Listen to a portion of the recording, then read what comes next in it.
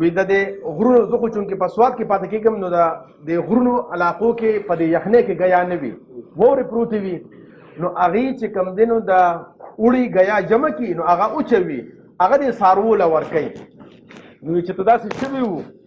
چې د دې سمې علاقې نه دې علاقې ته مونږ هغې سمه علاقه وایي د دې سمې علاقې نه یو خر بوتلی و هلته خرڅ کړی و نو هغه ګیا نه خوړه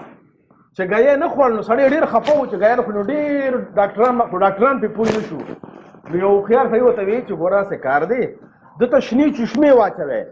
چې شنې چشمې ورته واچوی نو ده ته به دا اوچه ګیا شنه ښکاره شي او خوراک به شروع کړي همغه شانتې وکړه شنې چشمې ورته واچولې چې خر وکړه چې دا خو شنه ګیا ده بس فوراً یې په شروع وکړله او غونډه ګیا وکړه او بس خر چې کوم دی نو ښه موړ شو نو کله کله مونږ چشمې واچو سم څیز راته غلط ښکاري او کله کله مونږ د تعصب